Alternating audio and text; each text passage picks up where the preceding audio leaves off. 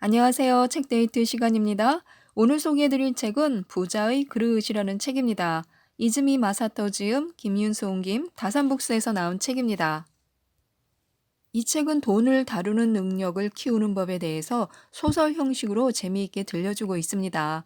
돈에 대해 올바르게 행동하면요, 언젠가 반드시 성공하게 된다고 하는데요. 몇 가지만 들려드리도록 하겠습니다. 돈을 가진 순간 언제 어떻게 쓸지를 결정한다. 돈이라는 것은 참 신기한 물건입니다. 사람은 그걸 가진 순간에 선택을 해야 됩니다. 쓸까 말까? 쓴다면 언제, 무엇에 쓸까 고민을 합니다. 하지만 사람들은요, 대부분 그런 생각은 안 하고 충동적으로 써버립니다.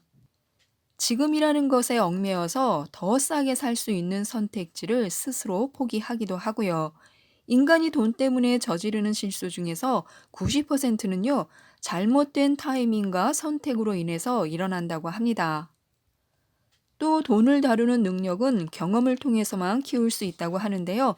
여유가 없는 상태, 즉, 돈이 없는 상태가 되면 사람들의 판단력은 더 흐려지게 됩니다. 모든 걸 자기에게 유리한 대로 해석하려고만 들고요. 인간은 자신과 어울리지 않는 돈을 갖고 있으면요, 반드시 잘못을 저지르게 된다고 합니다. 이처럼 돈의 세계는 절대로 만만치가 않습니다. 돈의 세계에서는요, 자기가 보기엔 최고의 경기였다 해도 결국엔 생각지 못한 다른 원인으로 질 수도 있습니다.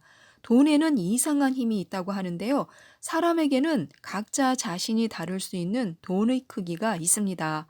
그 돈의 크기를 초과하는 돈이 손에 들어오면요, 마치 한 푼도 없을 때처럼 여유가 없어지고요, 정상적인 판단을 내리지 못하게 됩니다. 돈은 하나의 에너지인데요, 열을 내뿜고 있습니다.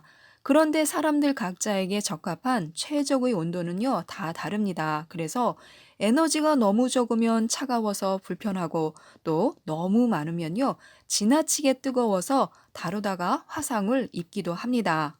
돈을 다루는 능력은요, 많이 다루는 경험을 통해서만 키울 수가 있습니다.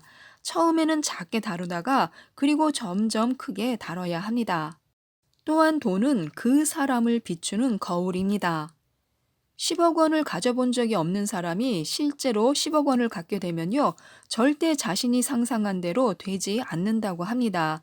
돈을 어떻게 쓰는지를 보면요, 그 사람의 습관이나 라이프 스타일, 또 취미와 취향 등을 알 수가 있습니다. 돈이란 사고와 행동의 결과가 그대로 드러난 산물이며 우리 사고 방식에도 큰 영향을 미치고 있기 때문에요. 돈은 사람을 행복하게도 하지만요, 불행하게도 만듭니다. 때로는 흉기가 되어서 돌아오기도 하고요. 그래서 돈은 그 사람을 비추는 거울이 됩니다. 또 하나 꼭 알아두어야 할 것은요, 돈은 믿음으로부터 생깁니다. 경제 시스템으로 바라보면요, 일련의 과정이 있겠지만요, 우리에게 돈을 건넨 건 실생활과 관련된 회사나 또 가게 매니저, 고객, 부모님, 친구 등 그중의 누군가였을 겁니다. 이처럼 우리에게 돈을 가져오는 건요, 반드시 자신이 아닌 다른 사람들입니다. 주변 사람들이 자신의 그릇을 판별해서 거기에 맞는 기회를 가져옵니다. 그릇이 준비가 안 된 상태에서는요, 그 그릇보다 큰 기회가 굴러오지 않습니다. 돈이 만능은 아니지만요, 돈을 다루는 방법을 바꾸면요, 인생도 바꿀 수가 있습니다. 사회에서는 돈은 커다란 흐름과도 같습니다. 그 흐름을 힘껏 끌어당기려면요, 우선은 신용을 얻는 게 중요합니다. 신용이 있으면요, 돈이 먼저 다가옵니다. 또 돈이 줄어드는 것보다 늘지 않는 것을 두려워해야 합니다. 부자가 두려워하는 것은 돈이 늘지 않는 리스크인데요. 성공한 사람들이 하는 말은요, 거의 비슷합니다. 무조건 해라. 좋아하는 걸 해라. 이건 하나의 진실입니다. 하지만 이 말들은요, 사물의 한 면만을 말하고 있습니다. 인생은 영원하지 않다는 것입니다. 그리고 인생에서 행운이라는 것은요, 손에 꼽힐 정도로만 오고요. 그래서 한정된 기회를 자기의 것으로 만들려면요, 배틀을 많이 휘둘러야 한다는 것입니다. 물론 때로는 크게 헛스윙을 할 때도 있습니다. 많은 사람들은 바로 이 헛스윙이 무서워서 가만히 있고요.